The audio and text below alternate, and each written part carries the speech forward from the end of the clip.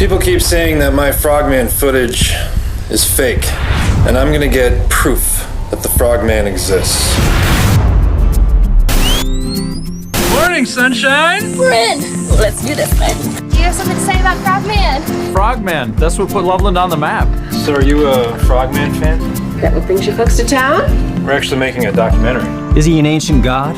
Or is he an ancient alien, maybe? Or is he a big frog trying to get his rocks off? So, Dallas, do you have anything to say about what you're really trying to accomplish here? I want the world to know the truth Okay. about Frogman. All right, film in the woods. What the fuck was that?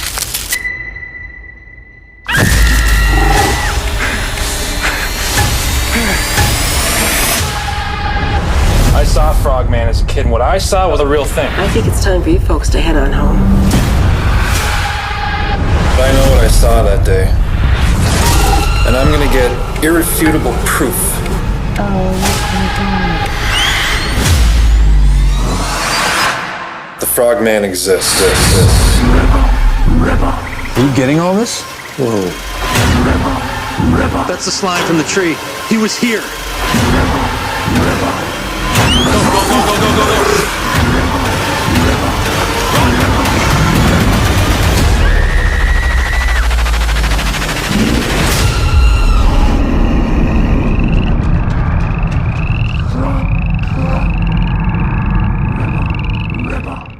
Boom, there you go. That was the trailer for Frogman, streaming right now on SCREAMBOX, as well as available on digital on all the digital sites.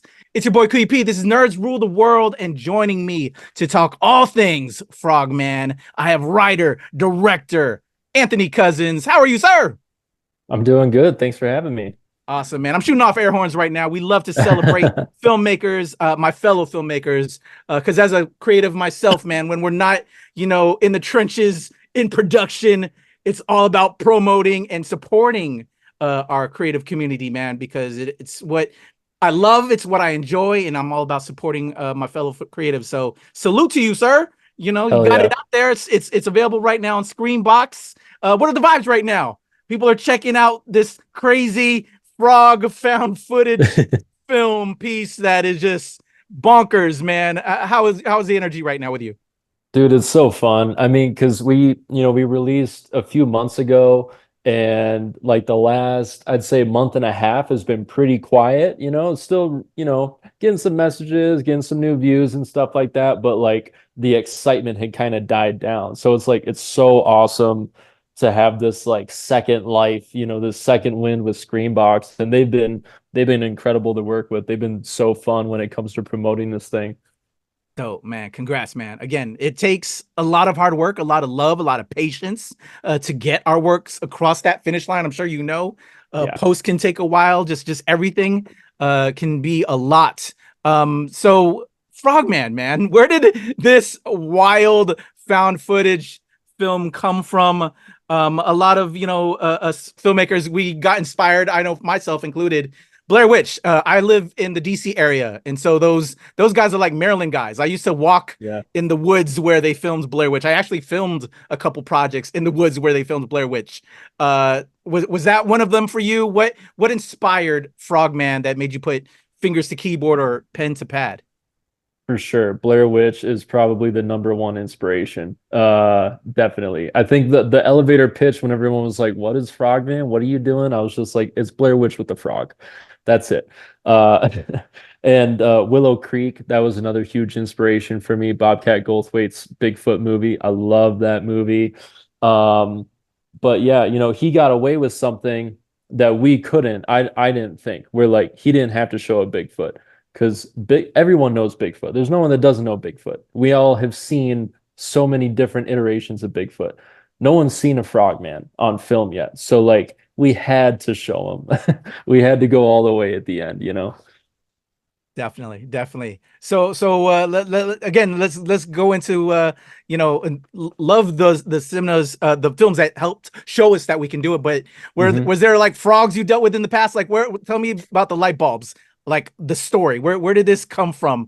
And I love that you kind of taken that quietness that we have at night, but then you just hear frogs, the sound, especially because I used to live in the South, Charleston, South Carolina, Goose Creek, South Carolina, to be exact. So we had gators and frogs and all of these things, and would go to Puerto Rico and you'd hear Puerto Rican frog, coqui frogs, and they say coqui, coqui, which was a whole nother thing. Maybe that could be a part 2, by the way. I like that. Which I ain't gonna spoil there too, because there might be something at the end of this one.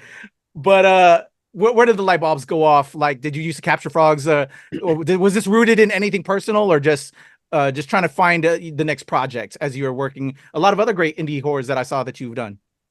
Yeah, this is a very personal project, and I think every project is in some way, shape, or form. There's a little bit of yourself in everything you make, but this one, I mean, when we decided to do it, when we were writing it, I had just turned 30. I definitely was not where I thought I should be by 30. I thought I had been, I would have made a feature by now. I'd be in a full-time director, or at least like full-time filmmaker or something. So definitely where Dallas is at is an exaggerated version of myself, for sure. And as going out and trying to get footage that Frogman exists and make his documentary is his Hail Mary of like, I got nothing going on and like, this is it for me. That was me making this movie. This was like, I can't get a movie off the ground. I can't find funding. Fuck it. We're just going to make this found footage movie with whatever money we can scrounge up, and then a lot of things like, people saw what we were doing, got excited and got behind it. And so we ended up getting to make the movie we wanted, which was amazing. But yeah, I've always loved frogs. I've always loved monsters. I've always loved cryptids. Although when Frogman came to my attention in 2018, I had never heard of him and I was humbled. I had a whole new world of cryptids open to me. The B squad, which are far more interesting, I think. Like we've delved into the A squad, Bigfoot, Jersey Devil, Mothman, tons, but there are some crazy weird monsters that have real world, sightings and evidence that are just not talked about enough. So when I found out about a 4-foot frog with a wand, that there's been sightings of this guy since 1955 in Ohio, our minds just went wild, and like I've always loved found footage, like you said, Blair Witch. So it was just kind of a perfect storm of like being at my wit's end and being like, we got to make something, and then this guy coming along, showing himself to us, and just being a catalyst of inspiration. I dig that. Oh, that's cool, man. I love that. And I love the personal nature of how this kind of came together for you, because I think the best things come from that experience in a way, or at least touches, because again, we're filmmakers, we're creatives, but that personal note can help you drive and really figure out the tone and get the story off better. It feels real. So coming up with the plot, breaking it down and putting it into a found footage type piece, right? Creating this found footage narrative feature. Was this your first time doing like a found footage piece type of film, horror film? And how difficult was that? Because again, you're with a found footage piece, you're like, while you may be behind the camera with certain aspects, but then you have the actors kind of playing off to that. How do you write to that? Was that something different as a writer for you to write for, like, because it's different than other features? Yeah, it was very different in every aspect. I think the only thing that I can compare doing found footage to doing things the traditional way is that there's just going to be hurdles thrown at you all the time, wrenches thrown in your gears. Like you have to be like, no matter how you're making a movie, if you're making a movie, you just got to be ready to roll with the punches, because punches are going to get thrown at you all the time, every day on set. And you just gotta like keep a level head and go, cool, okay, well, this is what we got to work with now. What are we gonna do? And I think even more so with found footage. This was my first time doing found footage, and it was very, very challenging because I wanted to do it the Blair Witch way. Like, we had a rock solid script, which was really fun to write because you could write in the camera, which, you're kind of taught, don't ever talk about the camera. Just tell the story, you know. But we got to, because like that's part of the story, right? So that was really fun, and we had that script to fall back on, but I really wanted to just like go improv with it, like be really loose on set. And we did, to an extent. Like everyone got more comfortable with that as we went on, and we were able to do more of that. But at the beginning, it was pretty challenging, because none of us had ever done it before, behind the camera and in front of the camera. And, you know, our actors were a little uncomfortable with the improv. And like, you know, we really had to we all had to build our confidence, I guess, in that we knew how to do this. And when I started to second guess myself, I just watched the Blair Witch again. And I'd be like, this is how you do it. Did you shoot more? I feel like other friends that have done found footage type films, and then to do additional found footage after that. With their first project, they shot more, but then they knew how to cut and cut. You know, so like, did you find yourself like shooting more, just so it'll cover, you know, whatever part that's I'm gonna cut later. At least I have that. So did you find, I think you said you found kind of like the repetition as you went along with the project? Mm-hmm. There was, there's a lot on the cutting room floor for sure. I mean, a big thing is like, we started in our initial like shooting window, we shot a good chunk of the third act and realized it wasn't working. And we needed to we paused after 10 days of shooting and totally rewrote the third act and reshot it. So that was interesting. That was very new to me. You know, when you're doing a short film, you're shooting for 3 or 4 days, and it's like pretty easy to keep the tone consistent and know what you're doing, you know. But with a feature, especially one as improvisational as this, it takes on a life of its own, and it starts to evolve. And you know, you can either fight it, and you're probably going to end up with a lesser movie because of it, because you're forcing it to be something it doesn't want to be, or you can be like, okay, this isn't really what I was picturing, but this is what it naturally wants to become. Let's go in this direction, you know? So to not sound too pretentious, like we kind of listened to the story Frogman wanted to tell, you know, versus the story we wanted to tell. And it totally rewrote the third act, I think, for the better. But yeah, I mean, we did improvisational stuff, like when they're wandering around town and just kind of exploring when they first get there. That was us just putting the camera in their hands and just being like, go nuts. There's nothing. There's no story. Just explore and be in character. And so there's a lot more of that we didn't use, because, you know, you could only watch that for so much. And it's like, okay, let's start moving the story forward. Yeah. But you got to set the stage a little bit before you build up the stakes, you know, and everything occurring.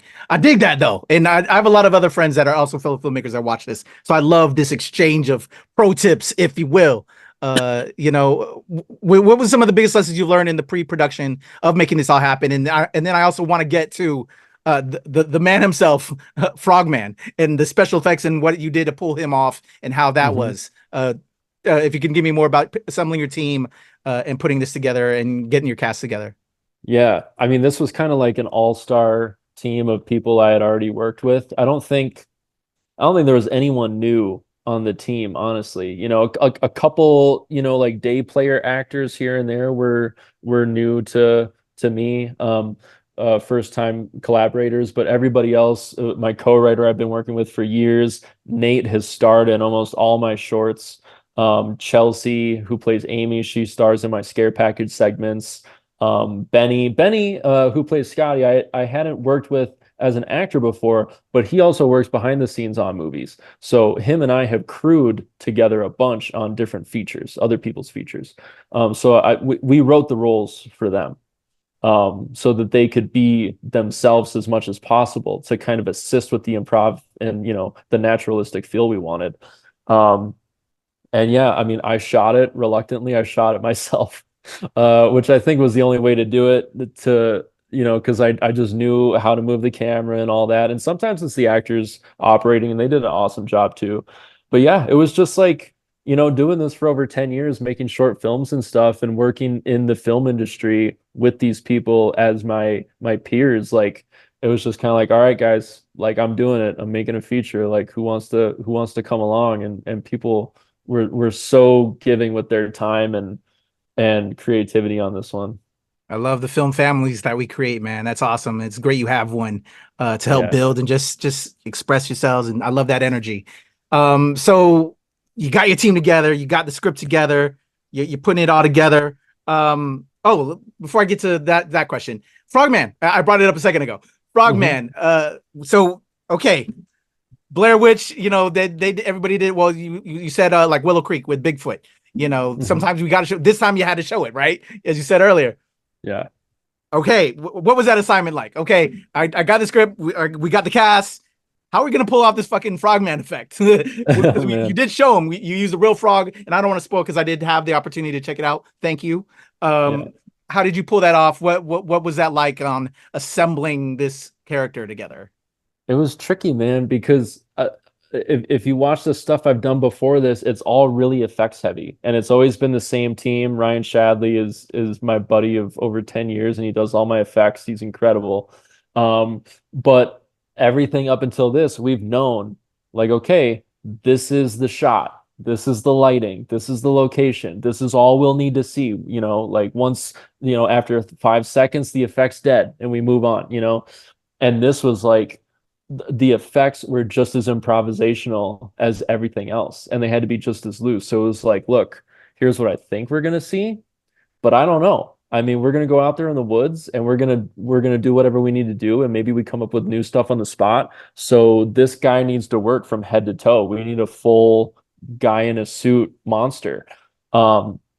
And then, you know, along with that, we had a couple key things. Like, we knew, you know, there's a transformation scene, and we had that figured out pretty specifically.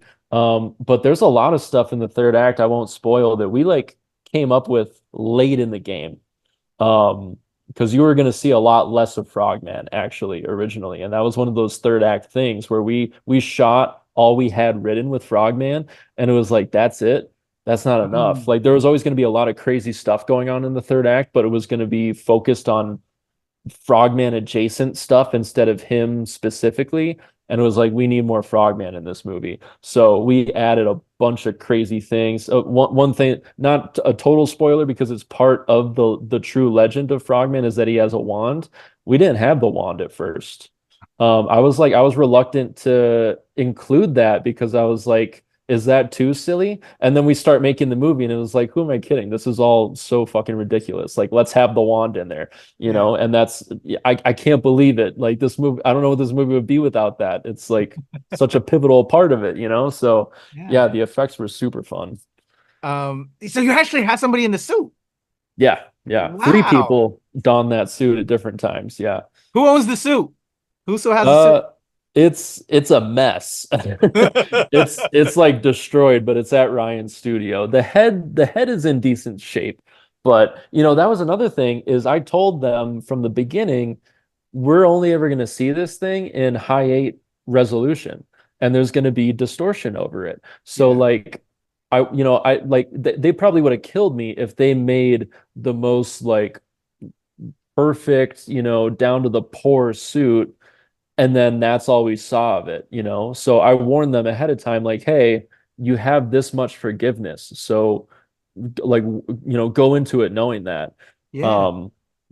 So, and that's been a fun conversation going into this sequel, is like, I think we need to see more Frogman, and it's probably not going to be a high 8. So you got like the suit's got to hold up to more scrutiny this time. Or upgrades on the suit a little bit. Upgrades. Yeah. Oh, that's cool. I dig that. So like, you already had the idea how it was going to be shot, where you could kind of get away with it. And pro tips there, y'all. Figure out how, you know, everything's going to kind of play out. You'll know what you can kind of cut and get away with in it to a degree. Totally. That's my number one pro tip. If you're making horror movies, talk to your effects person before anybody else.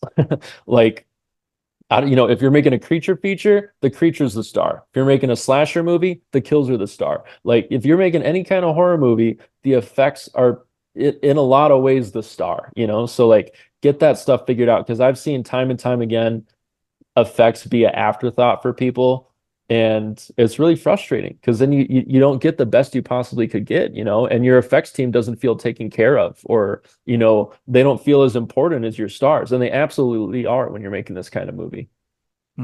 Definitely echo that and appreciate that, sir. Who has the wand? Yeah. So you said Ryan still has the head. Who has the wand? Do you have the wand? I have the wand. That magic? I have the wand. Yep. My co-writer has the flute. Nice. All the Frogman artifacts are scattered across us. All right. So it's still in the family. So when Frogman 2 comes along, we can bring that back out.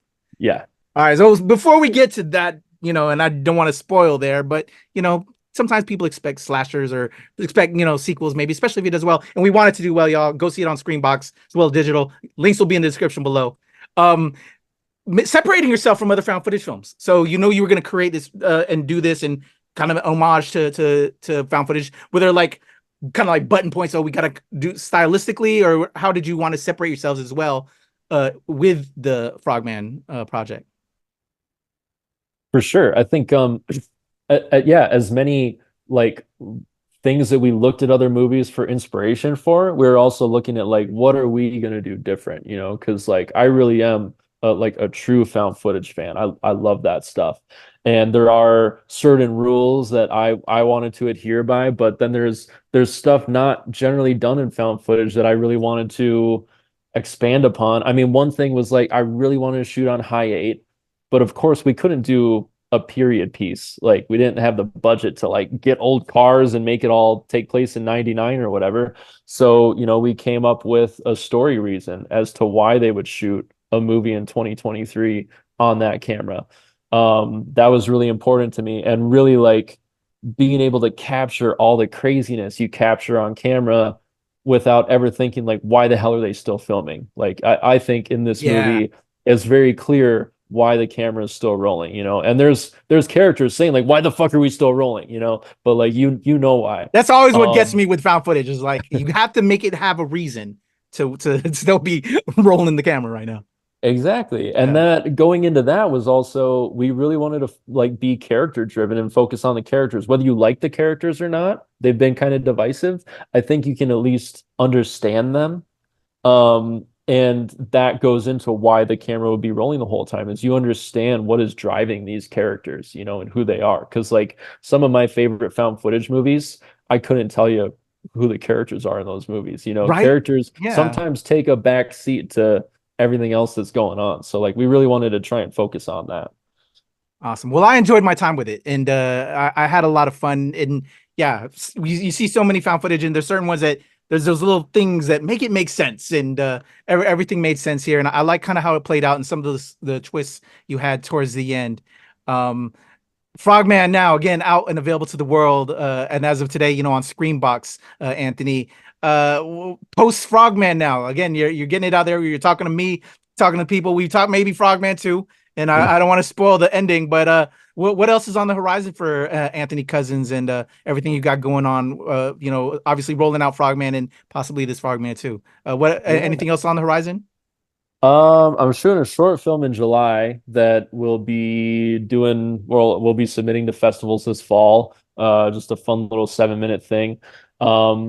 And besides that, kind of just in the Frogman world, getting Frogman 2 ready, which has been super, super fun. We've already started working on the script. Oh yeah, we've got a first draft, so we're finessing it now. But nice. That's been a blast, because I kind of realized, I think as horror fans, we grow up watching these franchises, and something that I always wondered is why don't the directors come back? Why does Wes Craven do one Nightmare on Elm Street and then he doesn't come back until New Nightmare? Why didn't John Carpenter ever do another Halloween movie? And then you make a movie this took me 3.5 years, and then to think of making the same movie again, I couldn't do it. There's no way. And so now I'm oh, those guys don't want to come back for a franchise that's formulaic, where basically they have to make the same movie again with just new characters and new kills. So going into Frogman 2, it was we can't make the same movie again. It's got to be drastically different. Those are my favorite kind of sequels anyways. A regular style horror film now this go round? Found footage for this first one. You're going to do a twist, or maybe an amalgamation of both, maybe too? Kind of bring that as a story element? There could be, we're still, something we said before we started writing 2 was we'll try to make it in world camera, but if any point we're forcing it, we'll drop it. Yeah. You know, like I didn't want to force it. And as of right now, this first draft works with in-world camera, so it will still be found footage, but a very different style of found footage. I'd say if like Frogman is Blair Witch inspired, Frogman 2 is more Troll Hunter inspired. It's a little bit sleeker, a little bit bigger. There's some new characters. Yeah. Dude, let's stay in touch. I want to talk all Frogman 2 once it drops, man. Gotta have you back. Again, I had fun with it, man, and salute to you and getting it out there. I appreciate your time. I wish you nothing but the best, man. Love to support my fellow filmmaking community. And yeah, this is it's you know, I love film, and was a fun one. And I gotta tip my hat, salute just the creativity and the energy, and looking forward to seeing what you're gonna do with the next one, my friend. Awesome. Thank you so much. Thank you for the support. Definitely. Everybody, Anthony Cousins, Frogman, out and available right now on SCREAMBOX. I'm gonna have the links to Anthony in the description below. For those that might be driving right now and can remember better memory than I'm an old guy now. Do you want to throw some handles out there so people can check you out as well? Yeah. At Frogman Movie on Instagram and at Cousins_Anthony on Instagram. Those are the two places you can find out what I'm up to. There you go. Show love to Anthony Cousins. Go follow, subscribe, do all the things. I'll be doing the same. And then hopefully when Frogman 2 drops, Anthony will share some of his time because I'm sure, going to be a superstar. But, you know, show love to us little people. And let's talk all things Frogman 2. Everybody, Anthony Cousins, your boy Kuya P. Nerds rule the world.